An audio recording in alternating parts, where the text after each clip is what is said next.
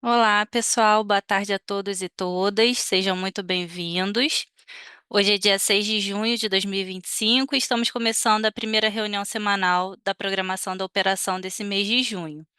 Meu nome é Dayana Martins. Eu faço parte da Gerência de Recursos Hídricos e Metrologia da Diretoria de Operação e hoje eu vou estar conduzindo a reunião semanal. Como é padrão, todo mundo já conhece, essa reunião ela é dividida em três blocos. Cada bloco contará com um conjunto de apresentações, e ao final de cada bloco a gente vai ter um intervalo de aproximadamente 5 minutos. Após cada intervalo, nós retornamos com um bloco para responder as perguntas e dar sequência nas apresentações. Além disso, a gente tem um quarto e último bloco para encerramento da reunião. Eu gostaria de destacar, né, que todas as reuniões semanais e do PMO são gravadas e os vídeos da gravação são disponibilizados no canal do ONS no YouTube. Bom, esses eram os avisos iniciais. A gente vai estar começando então agora esse primeiro bloco, que vai contar com três apresentações da Gerência de Recursos Hídricos e Meteorologia sobre a previsão meteorológica, a previsão hidrológica e a operação hidráulica. Então, para começar sobre a previsão meteorológica, eu convido a Aline. Por favor, Aline. O- Olá, boa tarde. Eu acho que vocês já estão me ouvindo, correto? Eu vou peço só um instante para compartilhar a apresentação.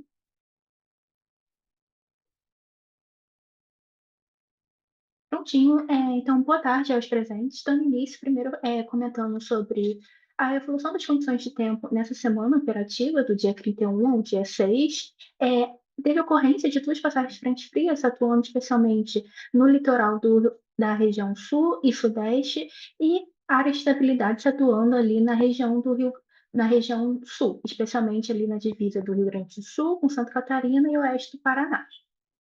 Por conta desses sistemas, é, o acumulado de precipitação, os mares totais de precipitação se deu nas bacias do Uruguai, Iguaçu e também ali na incremental Itaipu. Também teve ocorrências de chuva no Paranapanema e no Tietê, mas sem tanto assim, sem tanto precipitação expressiva assim. Os mares totais ficaram realmente ali na divisa é, do Rio Grande do Sul com Santa Catarina e oeste do Paraná. Para as demais bacias do Sim, não tivemos precipitação relevante. Agora, olhando para a radiação solar média dessa semana em relação à semana anterior, a gente observa que a radiação média ainda segue baixa ali nas capitais da região sul, especialmente ali na parte mais oeste. E em relação ao restante país, o destaque também se dá ali na região do Centro-Oeste, onde teve um aumento da radiação devido a uma redução da nebulosidade nessa região, pegando parte do Centro-Oeste, também oeste ali de São Paulo e Minas. Em relação ao vento, o perfil dessa semana operativa em relação à semana anterior é bem parecido. O destaque se dá no estado da Bahia, onde teve um ligeiro aumento da velocidade média do vento nessa semana ali na parte interior do estado. Em relação à temperatura máxima média para essa semana, então as menores temperaturas ficam concentradas ali na região sul. Porto Alegre, Florianópolis, para essa semana operativa do dia 31 até hoje, dia 6, teve um declínio das temperaturas nessas duas capitais, e no restante do país permaneceu as temperaturas estáveis em relação à semana anterior. Agora, passando para a previsão para a próxima semana operativa, pegando o intervalo do dia 7 até o dia 13, a gente continua com a atuação de área de estabilidade ocorrendo ali, principalmente no oeste da região sul, pegando ali também parte do Mato Grosso do Sul. Por conta disso, a gente permanece com os maiores totais de precipitação ocorrendo ali na bacia do Iguaçu e também na incremento Itaipu, com ocorrência de precipitação também no Paranapanema. Os modelos indicam essa chuva com totais inferiores a essa semana operativa, mas a região é parecida com o dessa semana operativa, porém um pouco mais ao norte e com valores inferiores.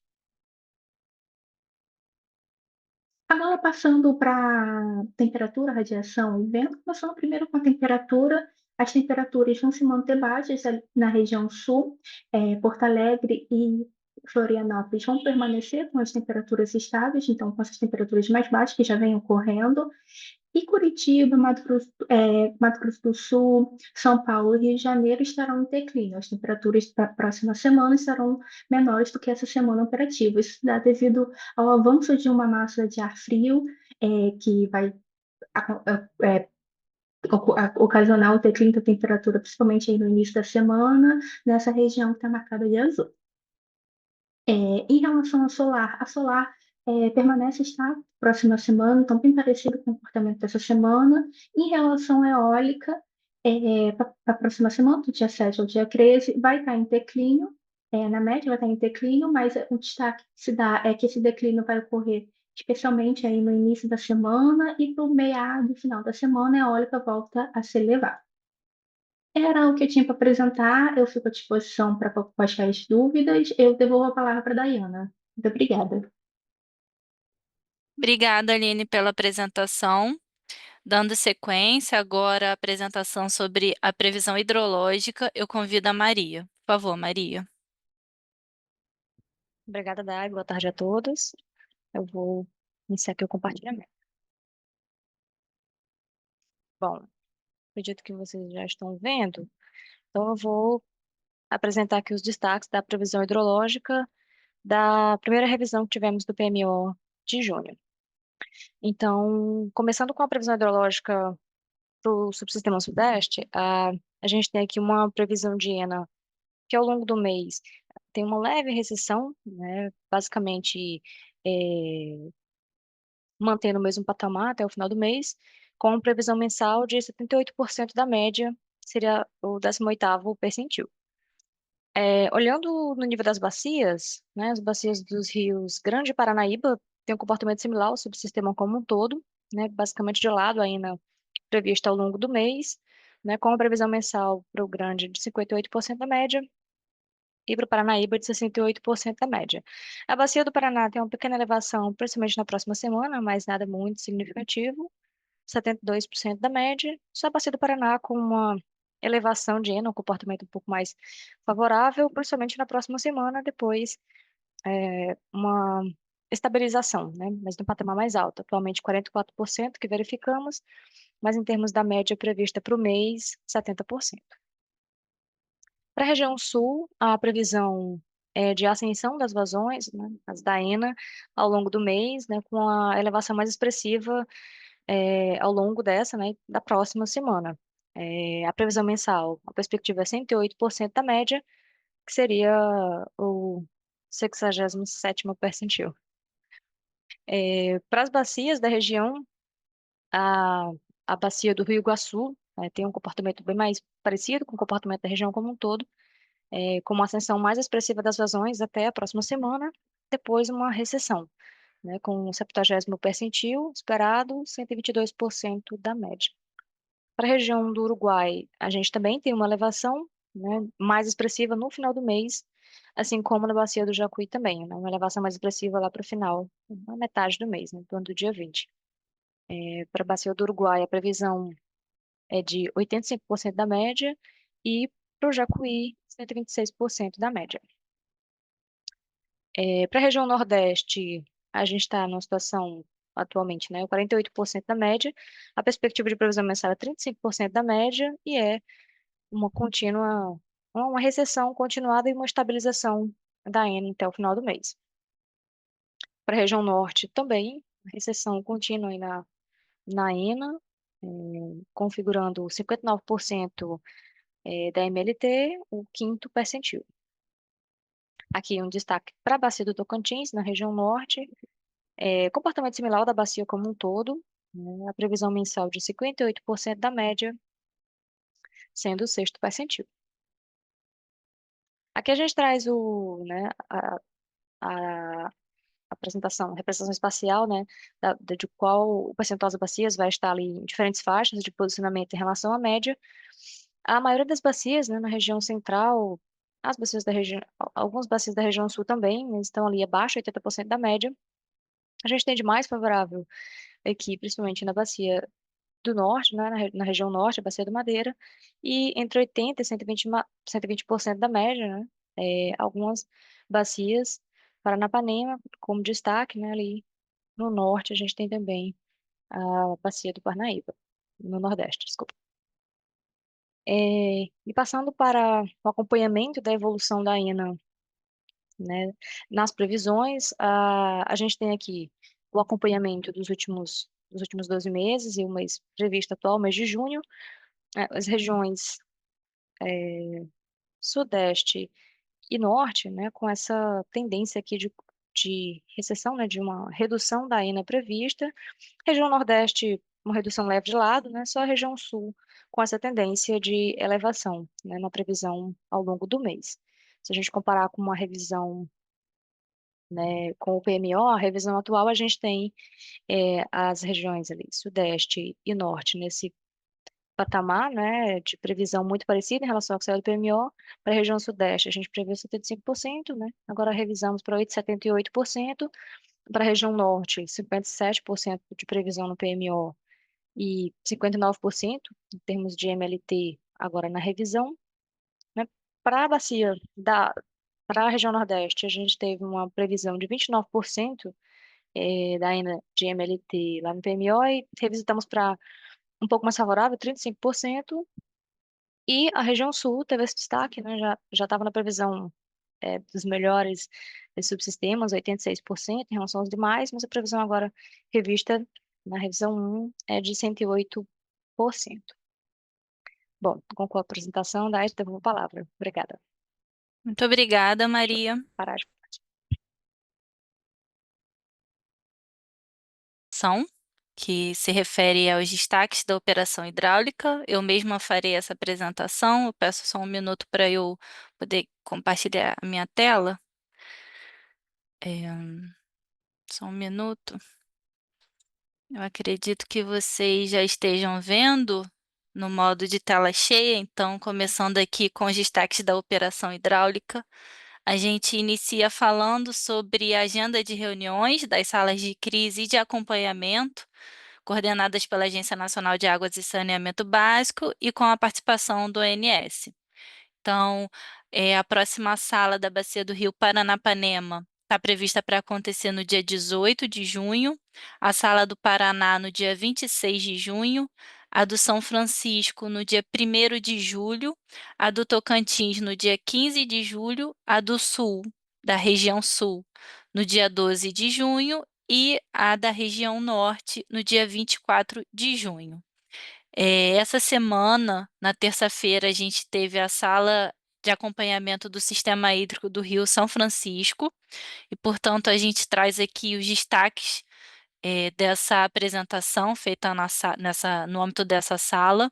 Os destaques que a gente traz aqui são as simulações de curto prazo que nós fizemos para avaliar a evolução do armazenamento nos reservatórios de Três Marias e Sobradinho.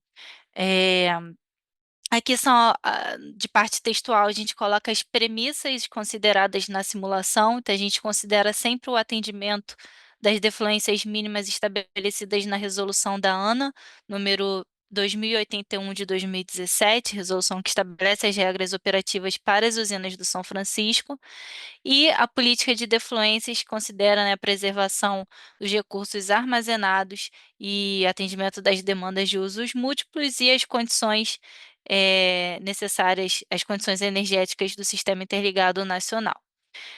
O horizonte da simulação de curto prazo considerou o período de 2 de junho até o dia 31 de julho. Foi utilizado o modelo SMWF para obtenção da previsão de chuva e o modelo SMAP ONS para previsão de vazão.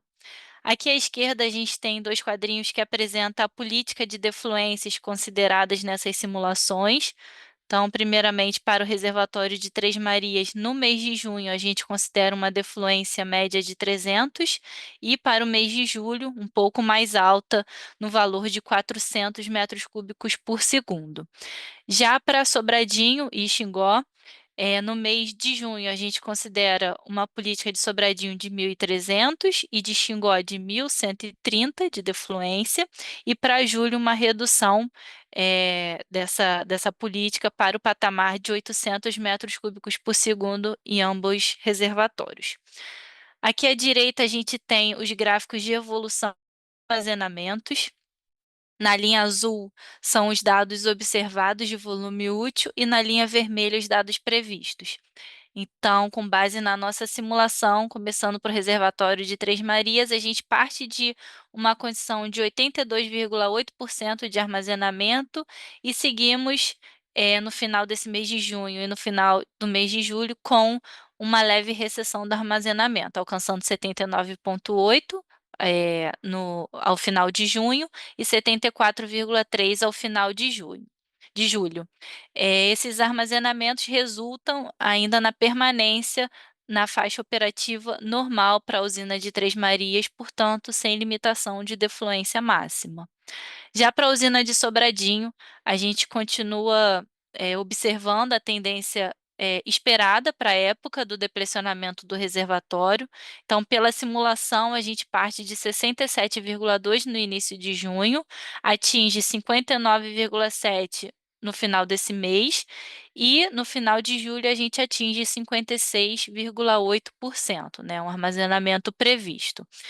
Então, com esses armazenamentos, a gente verifica que para o início de julho, a gente entra na faixa operativa de atenção para o reservatório de Sobradinho.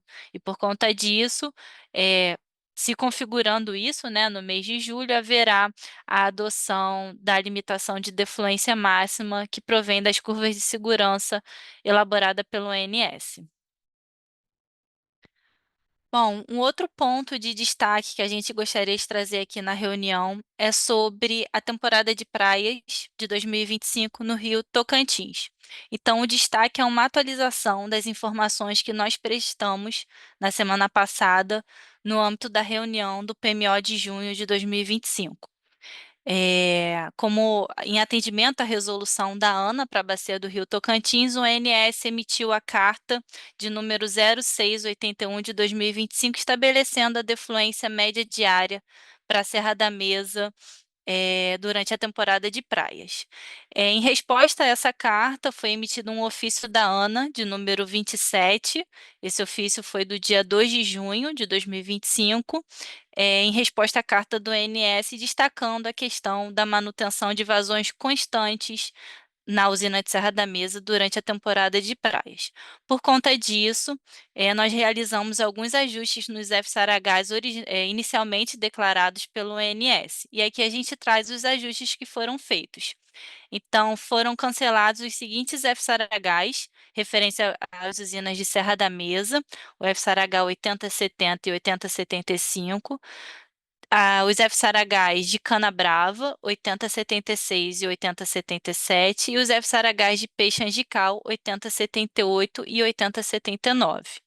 Esses FSARHs cancelados, eles foram substituídos por novos. Então, para a Serra da Mesa, os novos FSARHs para a temporada de praias são os FSARHs 8143 e 8144, e esses FSARHs estabelecem a vazão mínima e máxima instantânea de 600 metros cúbicos por segundo, ou seja, a defluência permanecerá constante no patamar de 600 metros cúbicos por segundo. Para as usinas de Canabrava e Peixe Angical, não teve alteração dos limites de vazão inicialmente declarados, apenas foram redeclarados os FSARHs para adequar a justificativa desses FSARHs. Então, para Canabrava, os novos FSARHs são o de número 8145 e 8146, e para Peixe Angical são os FSARHs 8147 e 8148. E não houve alteração dos FSARHs declarados para as usinas de Lajeado e Estreito. Então, portanto, essas são as atualizações que nós tivemos em relação à temporada de praias, que vai se iniciar na próxima semana, no dia 10 de junho, e vai até o dia 20 de agosto no estado do Tocantins. Eram esses os destaques que a gente trouxe aqui em relação à operação hidráulica. Eu vou parar aqui de compartilhar. E com isso a gente encerra as apresentações desse primeiro bloco. Entramos agora no intervalo de 5 minutos e a gente retorna em breve. Até já. Olá, pessoal, boa tarde novamente. Estamos dando início ao nosso segundo bloco. Nós recebemos algumas perguntas no nosso chat. Eu vou começar aqui dando início à leitura dessas perguntas. Então, duas perguntas são direcionadas para a equipe da PRM, vou pedir apoio deles para responder. A primeira pergunta é do Luciano Contim, da Eletrobras. Ele questiona: prezados, boa tarde. A representação da UTE-GNA2 no modelo Decomp da Rev 1 do PMO de junho não está considerando inflexibilidade para o mês de julho, período probabilístico. Já no modelo New Wave, nota-se que a usina possui inflexibilidade entre os meses de julho a novembro de todos os anos. Qual a razão de não ter sido considerada a inflexibilidade no Decomp para o segundo mês, julho? Por favor, obrigado. Peço apoio do Lucas. Por favor, Lucas. Oi, Daiane, boa tarde. Boa tarde, Luciano. Então, em relação à inflexibilidade de GNA2, assim como as demais usinas térmicas, essa é um tipo de informação que a gente recebe pelo sistema. É uma prerrogativa do agente. E GNA2 não enviou inflexibilidade para esse período do decomp. Então, por isso que no DEC não consta nenhuma inflexibilidade para a usina. Obrigado, Daiane. Obrigada, Lucas. Eu vou ler mais uma pergunta para você apoiar com a resposta. É do Fábio Pinto, da empresa Energisa. Ele coloca: boa tarde. Verificamos que a UTE Candiota está com inflexibilidade declarada no DEC até o final do mês de julho. Gostaria de confirmar se o agente já declarou inflexibilidade para os demais meses do horizonte em que a usina possui CVU vigente. Obrigado. Lucas, por favor. Olá novamente, Dayana. Boa tarde, Fábio. Obrigado pela pergunta. Então, sobre Candiota, deixa eu ver se eu consegui entender certinho. Em relação ao Decomp, ele declarou inflexibilidade durante todo o horizonte até o fim de julho, e assim foi representado. Então, tá tudo ok.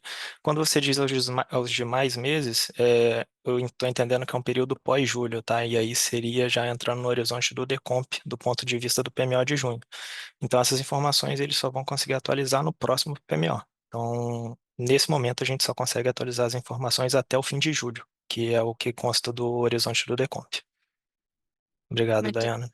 muito obrigada, Lucas. Eu vou fazer agora a leitura da pergunta da Yasmin Araújo, da Atmo. Ela, ela coloca o seguinte: em relação ao SGI número 34819 de 2025, que trata do desligamento da linha de transmissão 765 kV Foz do Iguaçu e Vaiporã C3, poderiam, por gentileza, informar quais serão os impactos esperados nos fluxos de intercâmbio entre as regiões?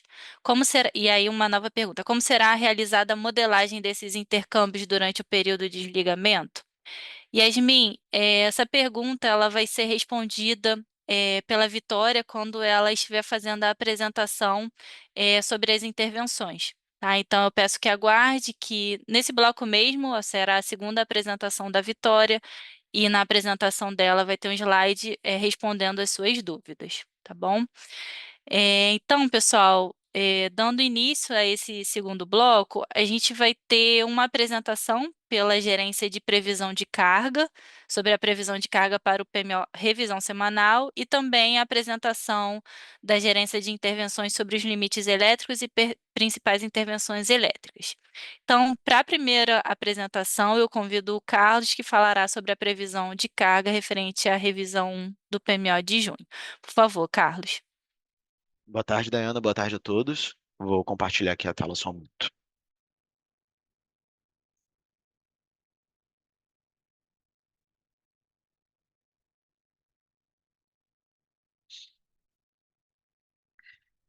Imagino que todos consigam ver minha tela. Bem, eu vou começar a apresentação de previsão de carga para a programação semanal, nessa primeira revisão do mês de junho.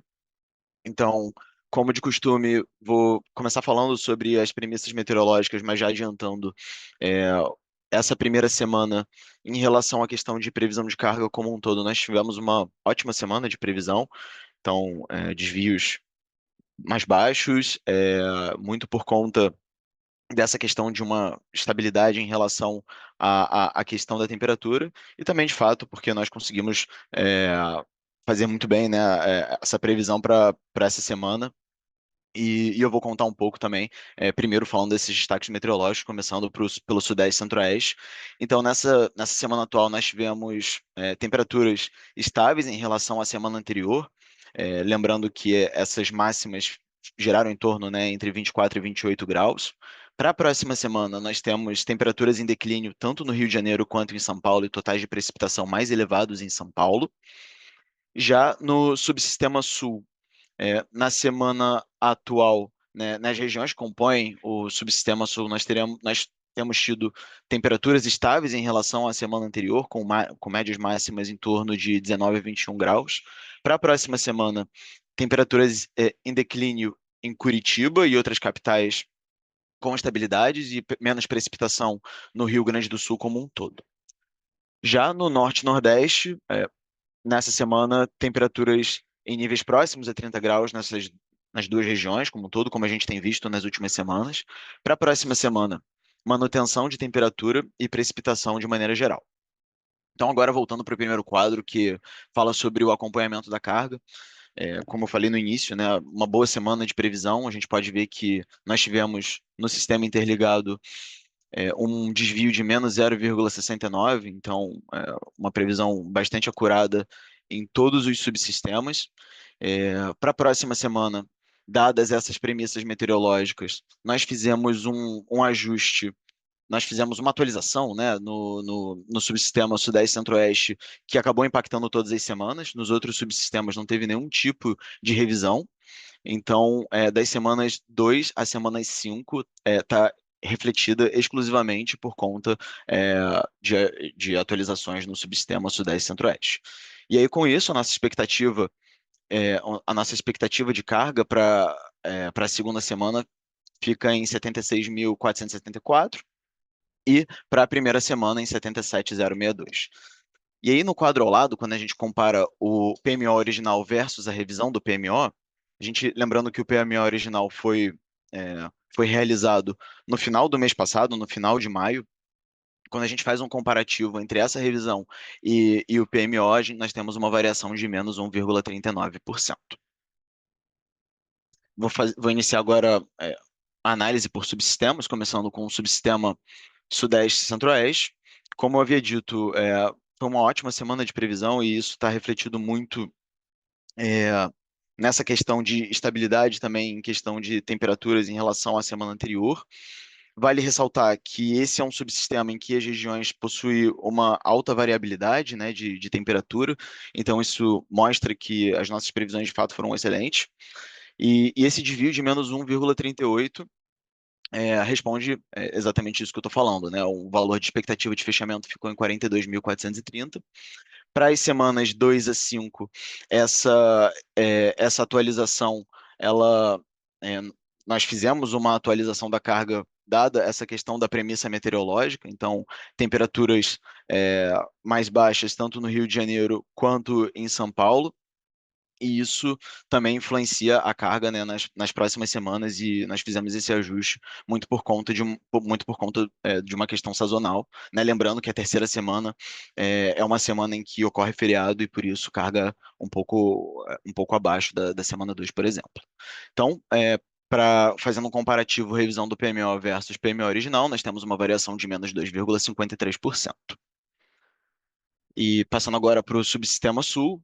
Subsistema sul, assim como o subsistema sudeste e centro-oeste, possui regiões com uma alta variabilidade de temperatura, e por isso esse desvio de menos 1,64 mostra uma boa semana de previsão, com uma expectativa de fechamento de 13.058 megawatts médio, e dadas as nossas premissas de temperatura, nós não fizemos nenhum tipo de revisão para as próximas semanas, então fica muito próximo da primeira semana. A gente lembrando que essa semana 3 acaba ficando um pouco mais baixo do que semanas 1 e 2, mas dada também a nossa assertividade em relação a esse subsistema, não foi necessário nenhum tipo de revisão. Fazendo o comparativo, né, revisão do PMO versus PMO original, essa variação ficou em menos 0,33%. Passando agora para o subsistema Nordeste. O subsistema Nordeste foi o subsistema com o maior desvio, né, de 2%, que ainda assim é um bom resultado em relação a desvios, né, para uma semana inteira. Então, olhando, né, todos os subsistemas, então a gente pode ver que a carga tem uma expectativa de fechamento de 13.327 megawatts médio, e dada essa baixa variabilidade da carga no Nordeste, nós não fizemos nenhum tipo de atualização para as semanas 2 e 5. E aí, fazendo esse comparativo, revisão do PMO versus PMO original, essa variação ficou em 0,4%. Por fim, subsistema Norte. Subsistema Norte também, com um desvio de 0,16%. Então, o valor de expectativa de fechamento em 8.247. Para as semanas 2 a 5, não fizemos nenhum tipo de atualização. Lembrando que a carga nas últimas semanas no subsistema Norte, ele tem ficado nesse patamar de 8.200, mais ou menos, o que fez com que para a próxima semana nós nós não tenhamos feito nenhum tipo de atualização. E também mantivemos a nossa abertura do PMO original para as semanas 3, 4 e 5.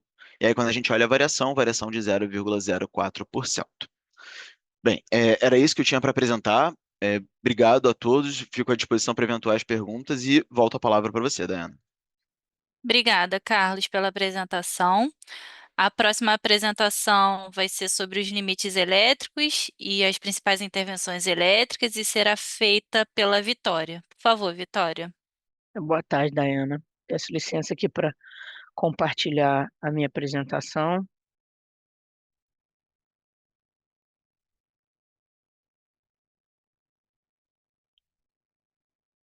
Bom,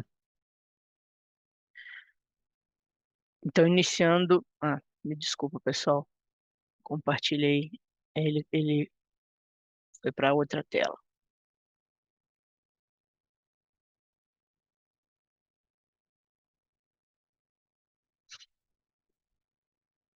Agora sim. Desculpa. Então vamos lá. Eu vou apresentar para vocês quais são os limites elétricos que estão impactando a programação e quais são as principais intervenções com restrições, né? Iniciando, já respondendo a pergunta da Yasmin sobre a intervenção de Foz e Vaiporão, né, o circuito 3 que foi solicitada na quinta-feira para se iniciar hoje, de hoje, 7h30 da manhã até o dia 27 de junho. Essa intervenção, né, uma manutenção corretiva em um para-raio e um reator da linha. Quais são as consequências, né? Ela perguntou quais seriam as consequências nos intercâmbios. Bom, a usina de Itaipu 60 Hz precisa ficar operando com no máximo 8 unidades geradoras sincronizadas e a geração total de Itaipu pode ir até 4.900 MB. Em relação à penalização dos intercâmbios, ela vai variar de acordo com o patamar de geração de Itaipu. Então, se Itaipu tiver com a geração superior a 4.200 MB, a penalização no RSE é de 3.000, no limite do RSE é de 3.000 MB. O limite do RSUL será penalizado em 1.500 MB e o FBTA em 500 MW. Se Itaipu estiver operando na faixa de 3.200 e 4.200, a penalização do RSE é de 3.000 ainda, porém o RSUL será penalizado em 1.000 MB, o limite do RSUL. E o FBTA, a penalização, né, diminui para 150 MB. Se GPU, né, estiver inferior a 3.200 MB de geração, não é necessária penalização no RSE, nem no RSU e nem no FBTA. Bom, e complementando, né, já que a pergunta também perguntava como isso é modelado no processo. Então, é o seguinte, todas esses patamares e essas limitações, elas são consideradas no processo de programação diária, ok? E isso vai ter que ser esses limites eles são dinâmicos, né, conforme eu apresentei aí em relação à geração de Itaipu.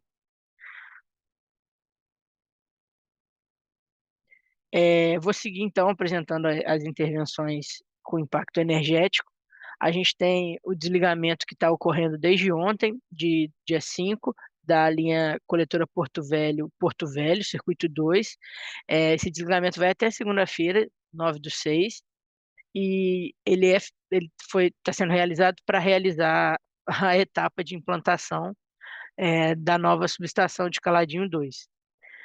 Para que o sistema suporte a contingência do circuito 1, né, de coletora Porto Velho, a gente restringe o back-to-back em 250 MB.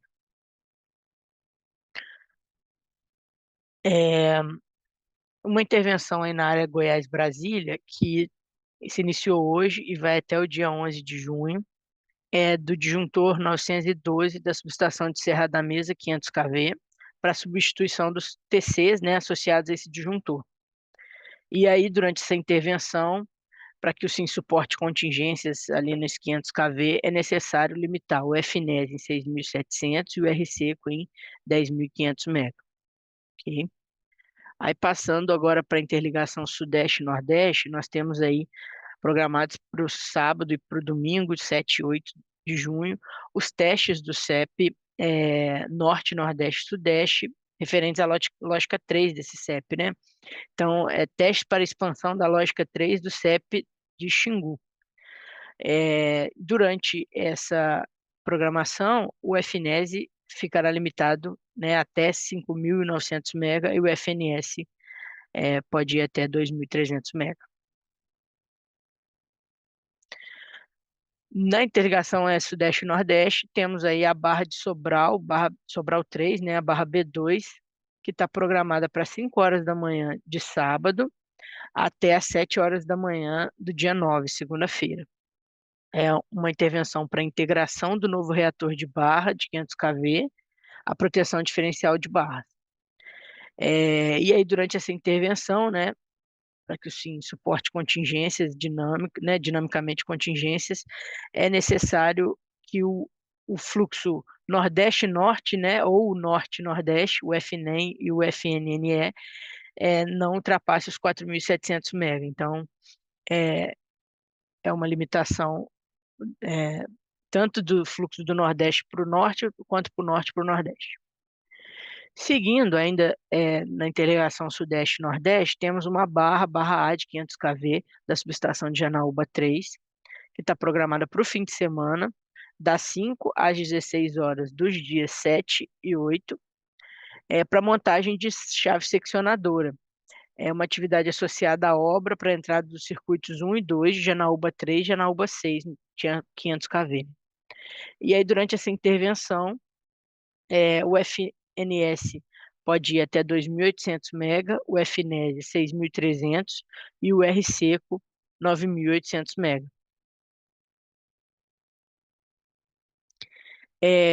Temos a intervenção na área Goiás-Brasília também de um banco de capacitor série em Serra da Mesa 2, que está ocorrendo desde o dia 11 de maio e vai se estender até o dia 13, sexta-feira, para modernização do sistema de proteção, controle e supervisão do banco de capacitor série. Durante essa intervenção, o FNES está limitado até 6.700 MB e o RSECO 10.500 MB. Aí que eu retornei, voltei. Seguindo. Em Serra da Mesa, ainda na área Goiás-Brasília, nós temos uma intervenção para o dia 11, quarta-feira, na unidade geradora 1 e disjuntores, ali no 500 kV de Serra da Mesa, das 13 às 15 horas, né, da quarta-feira, para substituição dos TCs associados ao disjuntor 912 dessa subestação. E aí, para que o SIM suporte contingências ali com falha de disjuntor, o FNES está limitado a 6.700 e o RSECO também limitado a 10.500 MB. Agora, passando para a interligação Norte-Nordeste, está programado para sexta-feira, sexta e sábado, né, 13 e 14 de junho, o banco de capacitor série 3 da subestação de Ribeiro Gonçalves. Essa intervenção está programada para se iniciar às 7 horas da sexta-feira e terminar às 23 horas do sábado. E ela tem o objetivo, né, de substituir o sistema de proteção de sobretensão desse banco. E durante essa intervenção, o fluxo Nordeste-Norte tem, está limitado a 6.000 megawatts, em até 6.000 megawatts. Com isso, eu agradeço, desejo uma boa tarde e retorno a palavra, devolvo a palavra para a Dayana. Obrigada, Vitória, pela apresentação. Com isso, a gente encerra as apresentações desse segundo bloco e entramos agora no intervalo de 5 minutos para análise das perguntas. Até mais, pessoal.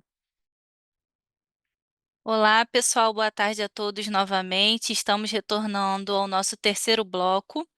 Nós recebemos algumas perguntas no nosso chat e agora eu vou dar sequência aqui na leitura dessas perguntas.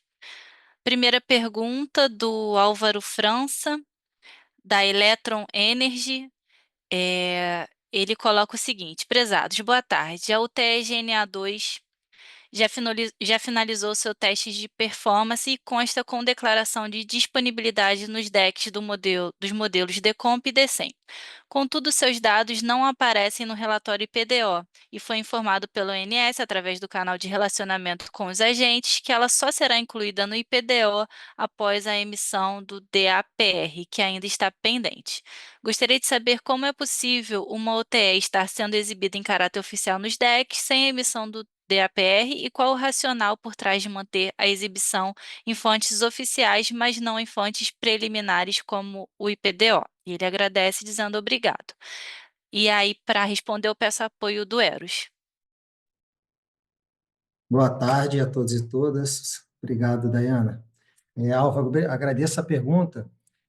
Álvaro, para GNA2, né, constar nos decks, a gente precisa do despacho de operação comercial, e esse despacho ele saiu no Diário Oficial do dia 2/6, segunda-feira, e o número do despacho é o 1617, do dia 30 de maio.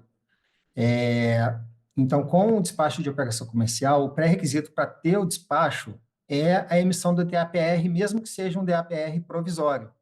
Tá? Então, tá ok a questão do DAPR, né, o DAPR provisório, despacho de operação comercial e a representação dos modelos energéticos da usina GNA2.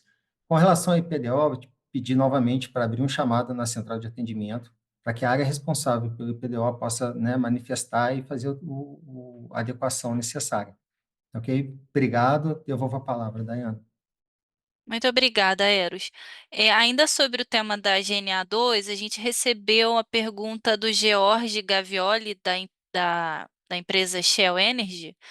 E o questionamento é o seguinte: prezados, boa tarde. Gostaria de entender a razão pela qual a inflexibilidade para a GNA2 no mês de julho não foi representada no modelo Decomp, enquanto foi no modelo New Wave.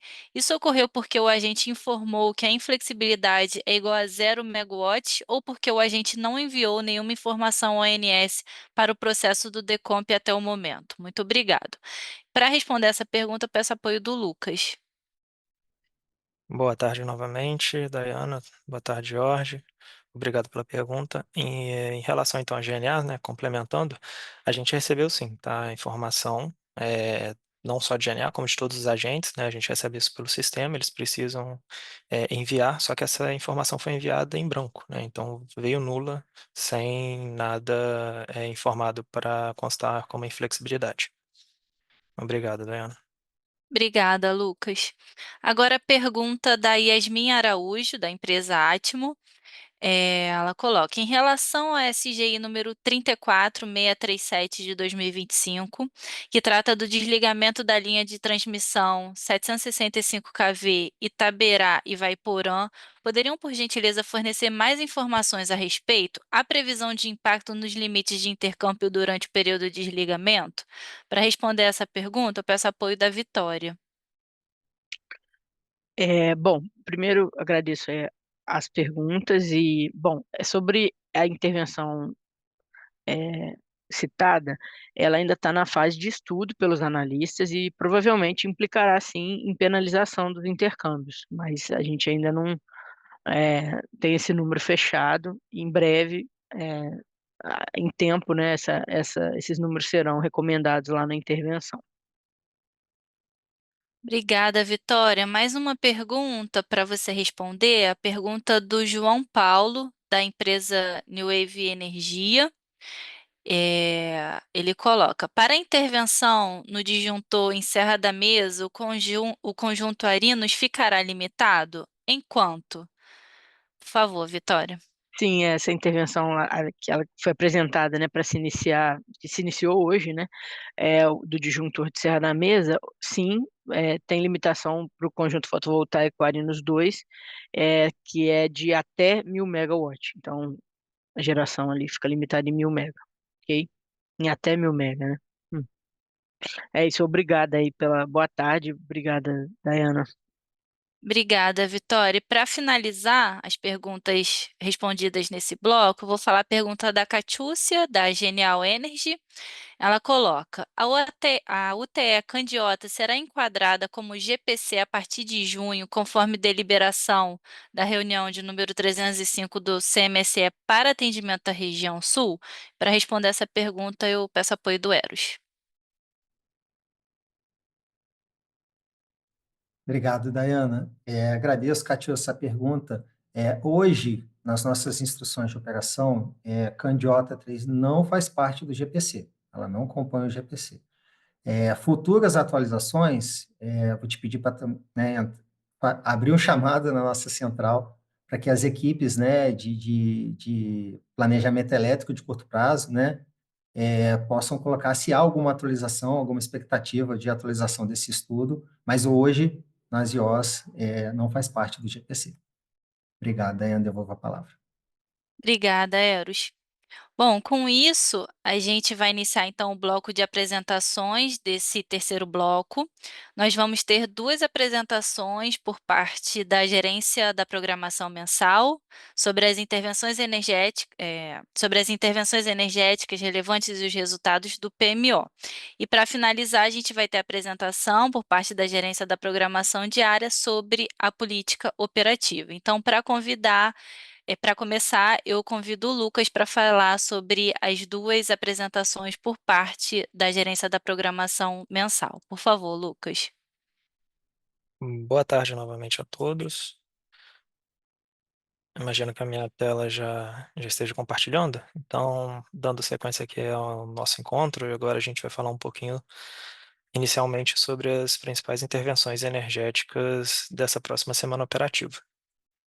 E essa próxima semana operativa, ela decorre de amanhã, dia 7/6, até a próxima sexta-feira, dia 13/6. E nesse período a gente traz aqui para os 4 subsistemas as principais intervenções em unidades geradoras que alterem algum limite sistêmico ou alguma unidade geradora de grande porte. Então, começando como de praxe pelo Sudeste e Centro-Oeste, a gente tem algumas manutenções preventivas. Aqui, começando na UG3 de Tumbiara, a gente tem uma manutenção programada para o próximo dia 10 de junho, iniciando no dia 10 de junho, e indo até o dia 10 de julho. Na UG1 de Canabrava, nós também temos uma manutenção preventiva, que vai decorrer do dia 11 de junho até o dia 29 de junho. E na UG1 de São Simão também uma manutenção preventiva, indo do dia 9 ao dia 15 de junho.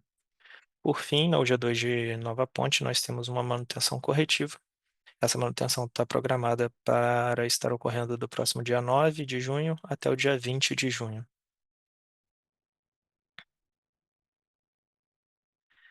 No Subsistema Sul, nós temos alguns serviços de destaque na usina de Salto Santiago, nas UGs 3 e 4. Nós teremos uma parada dessas UGs para serviços de melhoria e reforço da subestação. Esses serviços eles vão ocorrer nos próximos dias 8 e 9 de junho. No Nordeste, nós temos duas paradas nas UGs 5 e na UG1 de Xingó. Também são paradas para serviços de reforço e melhoria. E na UG1 de Xingó, esses serviços vão ocorrer no dia 7 até o dia 9 de junho. E na UG5, do dia 11 ao dia 13 de junho. Já no subsistema norte, nós não temos nenhuma intervenção relevante para essa próxima semana operativa. Então, já passando aqui agora para a gente conversar um pouco sobre os resultados dessa revisão do PMO de junho, os resultados do modelo Decomp, a gente abre aqui trazendo alguns pontos de destaque, e o primeiro deles é compartilhar com vocês o informe 007 de 2025 do ONS. Foi identificada uma inconsistência. Esse informe foi publicado um pouco após o horário do almoço, como vocês podem ver aqui à direita, por volta de 13h43. Aqui a gente traz um pouco mais de ilustração sobre o que foi modificado referente à publicação do deck oficial da revisão 1.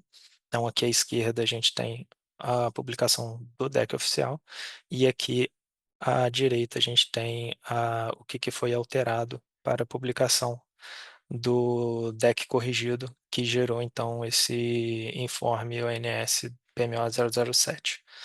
Essa modificação foi feita em relação à modelagem, de acordo com os FSARHs 8131 e 8132 da usina de Geral.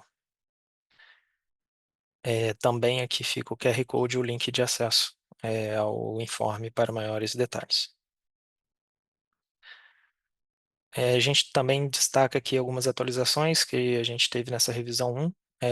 A gente acabou já falando um pouco sobre candiota e sobre GNA, então só reforçando, nessa revisão 1 do Decomp foram implementadas as usinas termoelétricas de GNA2, que teve sua liberação da operação comercial, e também nós passamos a receber as informações de disponibilidade e inflexibilidade da usina de Candiota 3, que teve seu CVU vigente e validado a partir desde ontem, dia 5/6, conforme consta o despacho da ANEEL 1632 de 2025.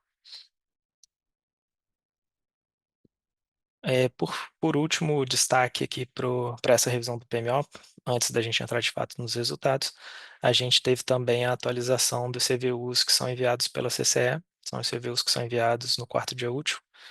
Então, aqui a gente deixa um comparativo dessa revisão 1 com a revisão 0.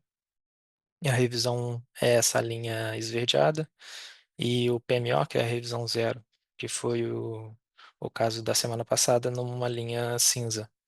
E aqui também no início vocês já podem perceber, né, os valores de Candiota e GNA2 já sendo considerados nessa revisão 1 com seus respectivos CVUs.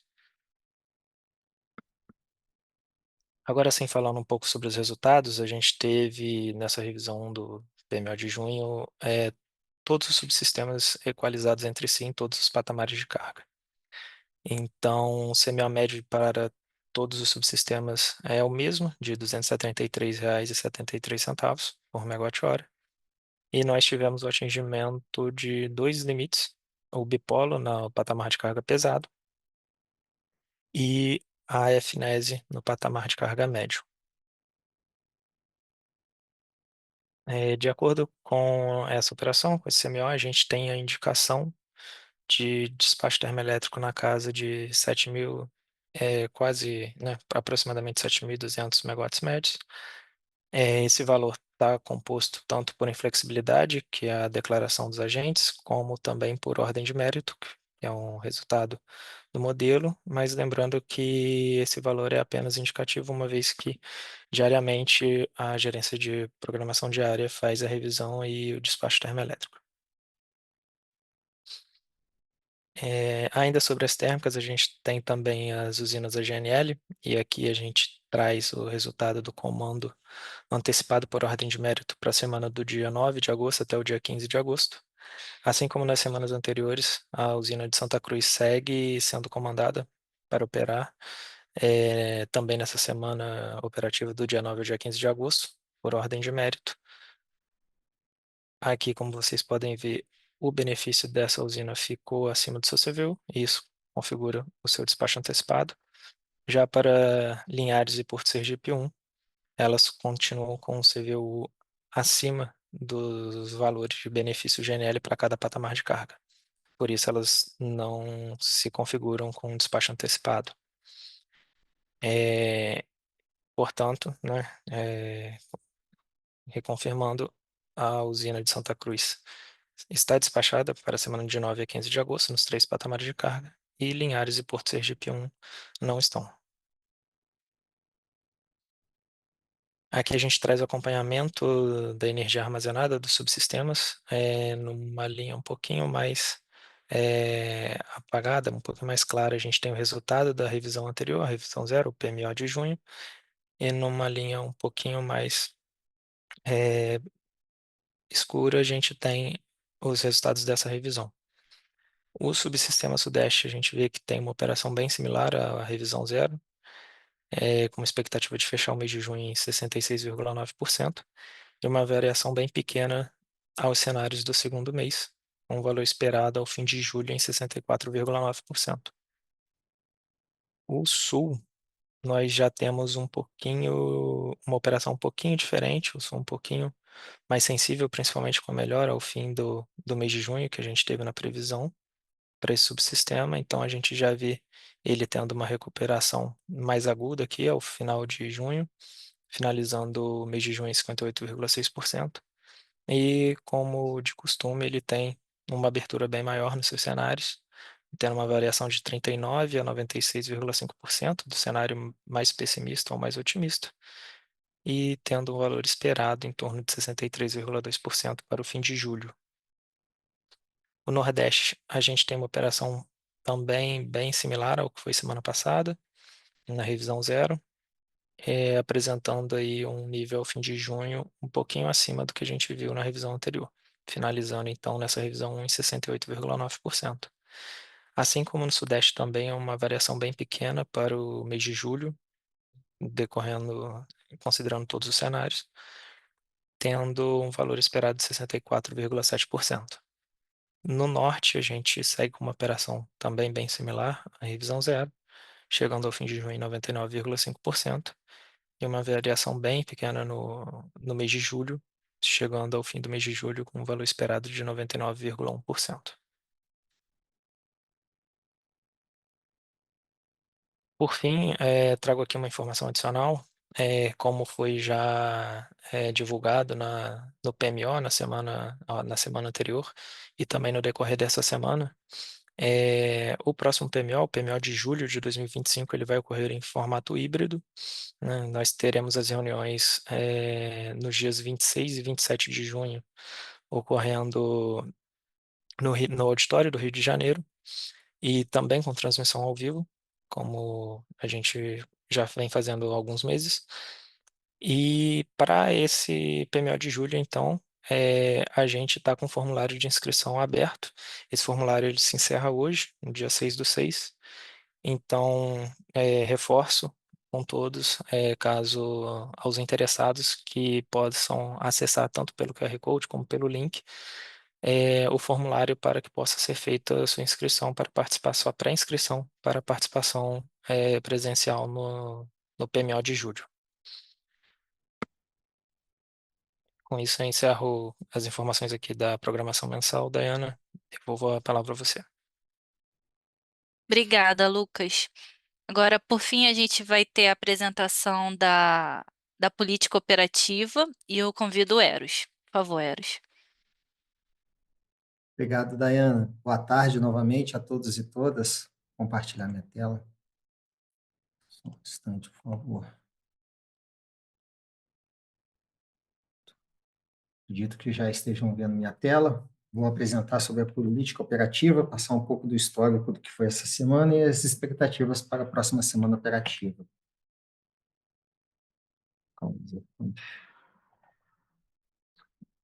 Primeiramente, trazer aqui o comportamento do CMO do DCEM, em comparação com o CMO do DECOMP para essa semana operativa que passou, né, do dia 31 até o dia 31 de maio até o dia 6 de junho. A gente percebe uma aderência, né, do CMO entre os dois modelos aqui na região sudeste e na região sul, né. Em alguns momentos ele oscila, né, por conta da carga líquida, né, em momentos que a gente tem uma carga líquida mais reduzida, principalmente aqui em sábados e domingos, né. Depois, alguns dias úteis, a gente também percebe essa redução. Então, com isso, o CMO também responde a essas variações, tanto, né, redução quanto cargas mais elevadas, né, a ponta de carga, a elevação do CMO. Com relação ao norte e nordeste, também a gente vê uma aderência, né, e o mesmo comportamento da região sudeste e da região sul, né, oscilando em função aí da carga líquida e nessas duas regiões, muito em função também da transferência de energia para a região sudeste e região sul. Aqui a gente traz o gráfico box plot, perdão, para o dia 6, para o dia de hoje, né, o comportamento do CMO por barra ao longo do dia, nas 48 semi-horas do dia. Na região norte, a gente percebe alguns outliers, muito em função de limitações de linha de transmissão da área Macapá, ali, né, a linha de transmissão 230 kV Ferreira Gomes Macapá, e a UTE Tambaqui.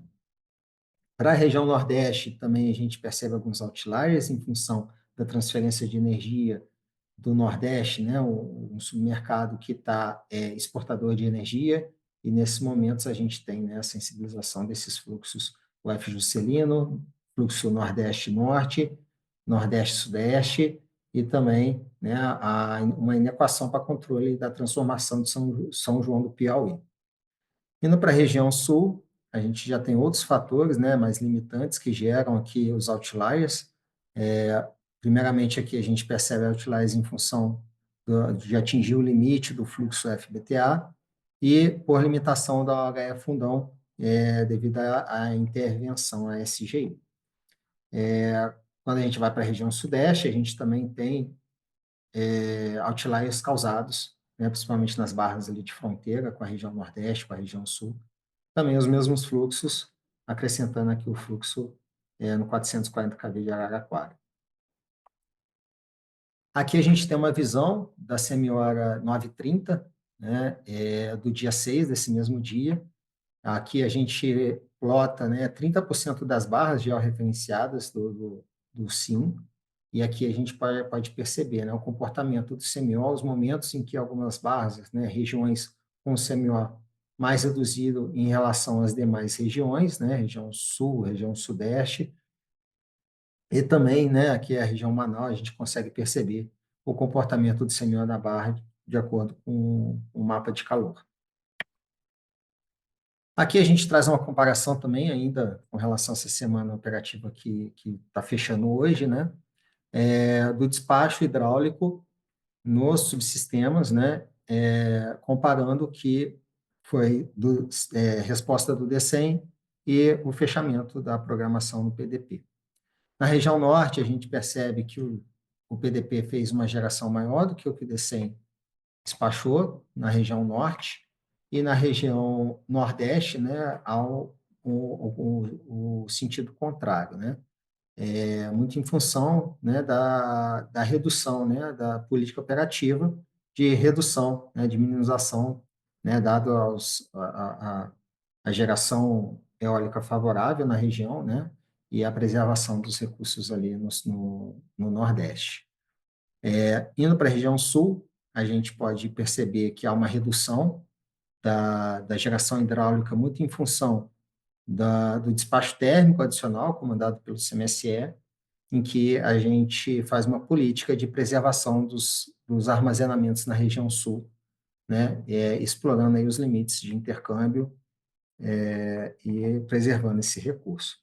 Para a região sudeste, a gente vê uma geração muito aderente, muito próxima, e que no próximo slide, onde a gente faz uma comparação do SIM como um todo com as térmicas, né, a gente percebe que há né, um despacho térmico maior, né, a barrinha em laranja aqui comparando o PDP com a barrinha azul, que é o DECEM, de despacho térmico, né, em função de redeclarações de inflexibilidade, né, exportação quando permite, né, os intercâmbios e as condições sistêmicas permitem fazer essa exportação, razão elétrica e garantia energética, e aí com esse despacho térmico maior, né, a gente tem também uma diferença no despacho hidráulico. Aqui foram os dias que foi possível, né, fazer, aqui está em base diária, né, mas em alguns horários do dia foi possível fazer exportação de energia em caráter comercial por termoelétricas no dia 31, dia 2, dia 1, dia 2 e dia 6 para a Argentina.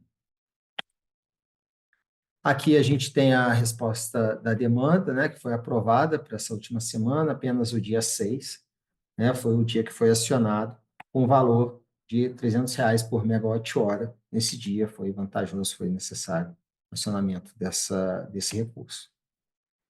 Com relação à importação com a Venezuela, que a gente traz também em base diária ao longo dessa semana, né, o limite máximo que pode ser praticado é de 15 megawatts, instantâneo, né? Então a gente traz aqui em média diária, em alguns momentos reduzido, né? Por conta de um período em que a carga, né, tem se verificado mais baixa, né? Então o empilhamento dos recursos faz com que, né, tem outros recursos mais baratos internos do que, né, utilizar a importação. Então a gente acaba tendo em alguns dias aqui uma importação mais reduzida. Esse é um gráfico de balanço, né, da semana. Aqui é a média de cada semi-hora, né, da semana operativa toda, né, do dia 31 de maio, né, até o dia 6 de junho. Aqui a gente empilha, né, o gráfico em barras é um empilhamento dos recursos. Então, né, por exemplo, aqui no Sudeste, né, na base a gente tem PCH e PCT, em seguida, né, geração térmica, MMGD, geração solar, hidráulica, e a linha preta é a carga do subsistema, né? Quando esse gráfico em barras não alcança ou ultrapassa a carga, né, esse subsistema ele se torna importador de energia, que é o caso aqui do Sudeste e do Sul, que estão recebendo energia o dia todo, né, a gente pode ver, da região Norte e da região Nordeste, em função aí da política energética, né, e o Sul, a gente pode destacar que a política que a gente vem, né, preservando esses recursos. Então, agora, passando para a região Nordeste, para a região Norte, né, já são subsistemas exportadores de energia, uma vez, né, que os recursos empilhados ultrapassam a carga, né, do próprio subsistema, se tornando exportador para as outras duas regiões. Aqui a gente traz um despacho por fonte, né, programado, então a gente tem aí, para essa semana, 53% de despacho hidráulico, né, para atendimento à carga, não renovável, né, 8%, teve uma redução em comparação à semana operativa anterior, e a hidráulica a gente teve uma elevação em comparação à semana operativa anterior. As demais fontes estão aqui para consulta, então a gente tem um total, né, de 92% dos recursos renováveis, né, atendendo a carga, e 39% recurso não despachado centralizadamente. Aqui a gente traz uma previsão para a próxima semana, né, os próximos 10 dias da geração eólica, né, aqui a gente pode ver a cada hora, né, o comportamento em cada dia desses, né, dessa próxima semana, desses próximos 10 dias, na verdade, né, apenas uma redução aqui na segunda e na terça-feira, e na terça a gente volta a ter elevação, entrando aqui para o outro final de semana, né, uns patamares aqui de eólica de 15 até uns 17 GB de geração, gigawatts médios, né, de geração eólica. Aqui também fica para consulta, nós tivemos ofertas de importação da Enel, BTG e da Bolt. Esses valores, né, eles estão oscilando de 396 até em torno de 1.800, 1.900, tem 2.000 aqui também, R$ 2.000 por megawatt-hora. Fica à disposição aqui para consulta futura dos valores e os blocos, né, de importação de energia. Com relação à política operativa para a próxima semana operativa, começando aqui pela região norte, então é um subsistema exportador de energia em todos os patamares. A gente vem explorando os recursos, né, em função aí do que a gente tem disponível de recurso nas bacias do Tocantins e do Xingu, respeitando os limites elétricos, né, as transferências de energia para a região Sudeste e Sul, né? E aí a gente faz um destaque para o HE Palbina, que a gente vem controlando o nível conforme a simulação hidráulica, né, mantendo o nível de armazenamento mais elevado, né, preparando aí para o período seco, né, que a gente tá se iniciando aí o período seco. A região Nordeste é exportadora de energia, muito em função, né, da geração eólica, e a operação, né, a política operativa é de minimização da cascata do São Francisco, tá? E obedecendo também os limites das interligações das duas regiões, Norte e Nordeste, para a região Sudeste, Centro-Oeste e Sul.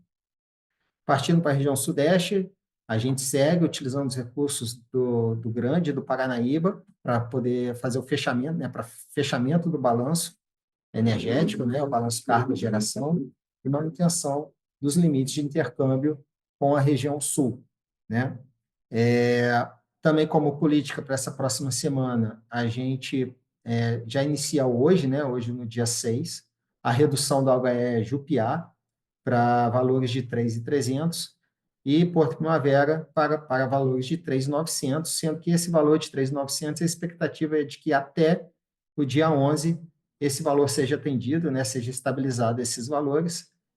Depende de várias condicionantes, de monitoramento de equipe de meio ambiente, a jusante, para, de fato, né, a gente conseguir atingir esses valores. Então, é mais um ponto da política operativa para essa próxima semana.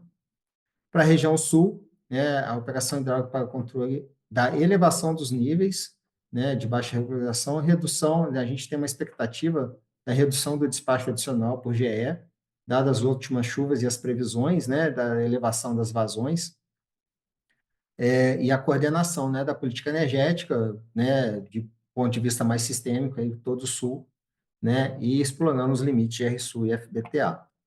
Atendimento à ponta de carga, não há expectativa, é baixa a expectativa, né, de despacho térmico adicional para atendimento à ponta. A ocorrência de EVT podem ocorrer, né, mas é condicionado à validação elétrica, né, a ser um EVT transmissível, e a exportação de energia também, ela é condicionada à validação elétrica em função das interligações do Sul e do Sudeste. Com relação, né, agora aos informes, né, a gente sempre traz aqui com relação à portaria 105, né, que ela atualizou as diretrizes, né, e prorrogou a portaria 88, então nós temos essas ofertas válidas aqui até setembro de 2025, né, estão disponíveis para despacho, fica aqui para consulta também cada oferta, né. O preço ofertado é utilizado mensalmente pela CCE, é atualizado, né, perdão, mensalmente pela CCE, o indicado acima é referente ao mês de junho. Tayane, com isso eu finalizo a minha apresentação, devolvo a palavra e agradeço a atenção de todos. Obrigado, Tayane. Obrigada, Eros, pela apresentação. Com isso, a gente termina as apresentações do dia de hoje. A gente entra agora no intervalo de 5 minutos e a gente já retorna. Até já. Boa tarde, pessoal. Estamos retornando ao nosso último bloco dessa reunião. Nós recebemos mais algumas perguntas no chat. Eu vou dar leitura agora na pergunta do Samuel, da empresa NC Energia. A pergunta foi dividida, né, em 2 itens, mas trata do mesmo assunto. Ele coloca: prezados, boa tarde. Abri um chamado no dia 23 de maio via relacionamentos.agentes@ons.org.br a respeito do fator de capacidade da geração eólica, mas não tive resposta. Observando a apresentação do PMO de maio de 2025, no slide que se refere ao fator de capacidade da geração eólica da região Nordeste, os dados divergem em torno de 2% com o disponibilizado no site Páginas Geração e Fator de Capacidade Médios Mensais, como mostram as capturas de tela abaixo. Obrigada desde já. Samuel, a respeito da sua dúvida, eu gostaria de solicitar que você aguardasse a resposta via central de relacionamento dos agentes, porque uma vez que é recebida por lá, a equipe da central de atendimento direciona para a equipe responsável por esse dado. Então, a equipe ela vai estar analisando a sua informação e respondendo a sua dúvida. Então, eu solicito, né, que você aguarde essa resposta para ter uma informação mais concreta por parte da equipe que é responsável por essa informação, tá bom? E eu agradeço a sua pergunta. A próxima é a do Álvaro França, da Electron Energy. Ele coloca: boa tarde. Quando serão informadas as confirmações de participação na reunião presencial do próximo PMO? Obrigado. Para isso, eu peço a ajuda do Lucas para responder. Boa tarde novamente, Dayana. Boa tarde, Álvaro. Obrigado pelo questionamento. Até aproveitando também para reforçar, né, eu compartilhei aqui um QR Code, o link para vocês acessarem o formulário de pré-inscrição. Reforço também que esse formulário ele está público, tá? Ele está no site público do ONS e também na página inicial do Sintegre. Então vocês conseguem acessar também por essas vias. Em relação à confirmação da participação no próximo PMO, né, que vai ser no formato híbrido, a gente hoje vai estar fechando, né, o recebimento das pré-inscrições e então no decorrer da próxima semana o nosso objetivo é estar já dando notoriedade a todos vocês, confirmando as inscrições e dando o retorno a todos que enviaram as informações no período de pré-inscrição. Obrigado, Dayana. Obrigada, Lucas. Com isso, a gente encerra a etapa de respostas das perguntas que nós recebemos. E aqui eu deixo um aviso: a próxima reunião semanal está agendada para a próxima sexta-feira, dia 13 de junho. Aproveito para agradecer a participação dos colegas aqui do ONS que realizaram as apresentações e responderam as dúvidas. E eu desejo um bom restante de tarde e um ótimo final de semana para todos. Obrigada.